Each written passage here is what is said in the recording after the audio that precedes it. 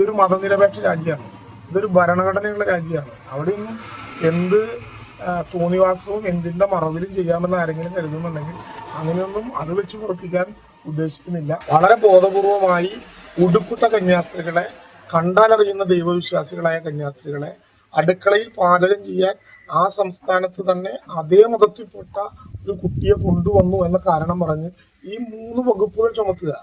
ജീവപര്യന്തം ശിക്ഷ, 10 വർഷത്തോളം തടവ്, 3 വർഷത്തോളം തടവ്, ഇതെല്ലാം കൂടി ചേരുന്ന 3 പ്രധാനപ്പെട്ട വകുപ്പുകൾ എടുത്ത് രാജ്യദ്രോഹ കുറ്റത്തോളം വലുതായിട്ടുള്ള ഒരു നടപടിക്ക് ശുപാർശ ചെയ്താൽ ആ തെറ്റ് ചെയ്ത ഉദ്യോഗസ്ഥന്മാരെ ശിക്ഷിക്കുന്നതിന് പകരം അവരെ ന്യായീകരിക്കുന്ന ഒരു മുഖ്യമന്ത്രി എന്ന് പറഞ്ഞാൽ ഈ പോയ MP-മാർക്കും അവർ സൗകര്യം ഒരുക്കുമെന്ന് ഞങ്ങൾ പ്രതീക്ഷിച്ചിട്ടില്ല. പോകുമ്പോൾ തന്നെ ഞങ്ങളുടെ MP-മാർക്ക് അറിയാം, അവിടെ തടയും, അവിടെ കയറ്റാൻ അനുവദിക്കില്ല. ഇത് ആദ്യത്തെ അനുഭവമല്ലല്ലോ. ജബൽപൂരിൽ ഉണ്ടായി, എത്രയോ അവസരങ്ങൾ അവിടെ ഉണ്ടായി. പോകുന്നിടങ്ങളിലെല്ലാം ഈ വിധത്തിൽ വലിയ തടയിലും ഇടപെടലും അല്ലേ ഉണ്ടായത്. ഈ ഘട്ടത്തിൽ പോയിട്ടുള്ള ആനിരാജ ഉൾപ്പെടെയുള്ള ആളുകൾക്ക് മണിപ്പൂരിൽ ഉണ്ടായിട്ടുള്ള ആക്രമണം നമുക്ക് നേരിട്ടറിയാവുന്നതല്ലേ.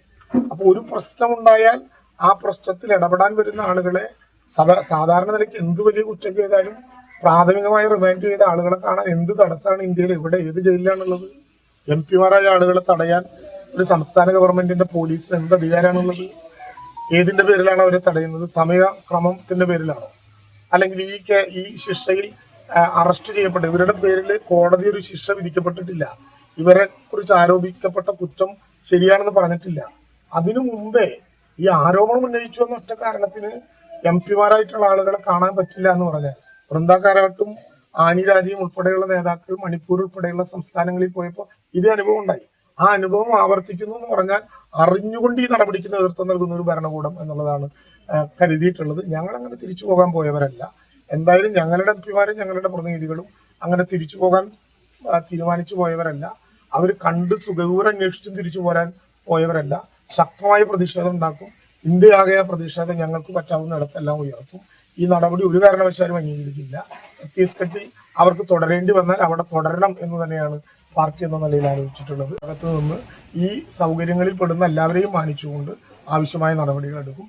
ഇവിടേക്ക് ഏതെങ്കിലും വിധത്തിലുള്ള കേരളത്തിലേക്ക് ഏതെങ്കിലും വിധത്തിൽ ഒരു രാജ്യദ്രോഹ കുറ്റമൊക്കെ തീരുമാനിച്ചാൽ, അങ്ങനെ തീരുമാനിക്കുന്നുണ്ടെങ്കിൽ സ്വാഭാവികമായിട്ടും അവരുടെ ബാക്ക് ഹിസ്റ്ററി അറിയാൻ വേണ്ടി ഒരു ശ്രമം നടക്കില്ല. ഞാൻ ഇവിടെ വന്ന് ജില്ലാ കളക്ടറെയാണ് വിളിച്ചു വെച്ചത്. അങ്ങനെ ഏതെങ്കിലും വിധത്തിലുള്ള ഒരു അന്വേഷണം ആഭ്യന്തര വകുപ്പിനോ ജില്ലാ ഭരണകൂടത്തിനോ ഏതെങ്കിലും വിധത്തിൽ ചോദിച്ചിട്ടില്ല.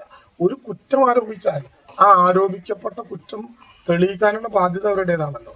അങ്ങനെ തെറ്റായൊരു ആരോപണം ഉന്നയിച്ചുകൊണ്ട് ഇത്രയും വിശുദ്ധരായിട്ടുള്ള അനുഭവങ്ങളുള്ള ദീർഘമായ 2.25 പതിറ്റാണ്ട് അവിടെ ഉണ്ടായിട്ടും 25 കൊല്ലത്തോളം അവിടെ ഉണ്ടായിട്ടും ഇന്നേ വരെ ഒരു കറയും പുരളാത്ത കന്യാസ്ത്രീകളായിട്ടുള്ള 2 ആളുകളെ അവിടെ തടഞ്ഞിടാൻ ഒരു അധികാരവും അവർക്കില്ല.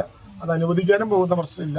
ഇതൊരു മതനിരപേക്ഷ രാജ്യമാണ്, ഇതൊരു ഭരണഘടനയുള്ള രാജ്യമാണ്. അവിടെയൊന്നും എന്ത് തോന്നിവാസവും എന്തിൻ്റെ മറവിലും ചെയ്യാമെന്ന് ആരെങ്കിലും കരുതുന്നുണ്ടെങ്കിൽ അങ്ങനെയൊന്നും അത് വെച്ച് ഉറപ്പിക്കാൻ ഉദ്ദേശിക്കുന്നില്ല. ഭരണകൂടം എന്ന നിലയിലും ഇടതുപക്ഷ ജനാധിപത്യ പ്രസ്ഥാനം എന്ന നിലയിലും ഇരു നിലവാരത്തിലുമുള്ള ശക്തമായിട്ടാണ് ഇതിനകത്തെല്ലാമുള്ള വളരെ ബോധപൂർവമായിട്ടുള്ള ഗൂഢാലോചനയാണ്. ഇവിടെ കന്യാസ്ത്രീ ആയിട്ടുള്ള ഒരാൾ, അല്ലെങ്കിൽ അച്ഛനായിട്ടുള്ള ഒരാൾ, പിതാവായിട്ടുള്ള ഒരാൾ അവരുടെ ആവശ്യത്തിന് വേണ്ടി ഇവിടെ നിന്നോ അന്യ സംസ്ഥാനങ്ങളിൽ നിന്നോ ഒരാളെ അവരുടെ അടുക്കളയിലോ അവരുടെ ഏതെങ്കിലും ഒരു സംവിധാനത്തിലോ ജോലിക്ക് കൊണ്ടുവന്നാൽ കേരളത്തിലെ ഏതെങ്കിലും പോലീസ് ഇങ്ങനെ ഇടപെടും?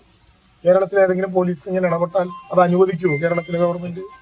ഇങ്ങനെ പോലീസ് അങ്ങനെ ഈ സംസ്ഥാനത്ത് ഇടപെട്ടാൽ അങ്ങനെ പോലീസ് ഇടപെടുന്ന അവസാനത്തെ ഇടപെടലാവും അത്. പിന്നെ അയാൾ പോലീസിൽ കാണില്ല, ആ TTയും കാണില്ല, അല്ലെങ്കിൽ അവിടെ ഇടപെടുന്ന ആളും കാണില്ല. അത് കേരളമാണ്. കേരളവും മറ്റു സംസ്ഥാനങ്ങളും തമ്മിലുള്ള വ്യത്യാസം അതാണ്.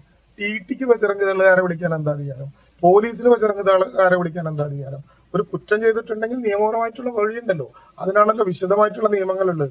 സംസ്ഥാനത്തകത്തെയും രാജ്യത്തെയും നിയമങ്ങൾ ഇക്കാര്യത്തിൽ കോർഡിനേറ്റ് ചെയ്തു എന്ന് പറഞ്ഞാൽ അതിന്റെ അർത്ഥം കത്രിക പൂട്ടിട്ട് പൂട്ടുക എന്ന് പറയുന്നത് പോലെ പിടിക്കാനാണ്.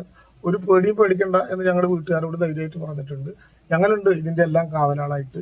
കേരളത്തിലെ മുഴുവൻ മനുഷ്യരുടെയും മതവിശ്വാസികളും അല്ലാത്തവരുമായിട്ടുള്ള മുഴുവൻ മനുഷ്യരുടെയും മനസ്സ് ഇവരോടൊപ്പം ഉണ്ട്. ഏറ്റവും വേഗതയിൽ അവരെ തിരിച്ചു കൊണ്ടുവരാനുള്ള നടപടിക്രമങ്ങളിലേക്ക് മുന്നോട്ട് പോകും. ആത്മവിശ്വാസത്തോടെ കാത്തിരിക്കുക എന്ന് പറഞ്ഞിട്ടുണ്ട്. അച്ഛനും അമ്മയും വളരെ പ്രായമുള്ള 2 പേരാണ്. അവരുടെയൊക്കെ മാനസികാവസ്ഥ എന്താണെന്ന് മനസ്സിലാക്കണമെങ്കിൽ അത് മനസ്സിലാക്കാനുള്ള, അത് തിരിച്ചറിയാനുള്ള, അങ്ങനെ പ്രയാസത്തിൽപ്പെടുന്നവരുടെ വികാരം എന്താണെന്ന് അറിയാനുള്ളവരായിരിക്കില്ല അവിടെയൊക്കെ ഇരിക്കുന്നത് എന്ന് നമ്മൾ കരുതുക. എന്തായാലും അവസാന ഘട്ടം വരെ ഇതുമായിട്ട് ബന്ധപ്പെട്ട് നമ്മൾ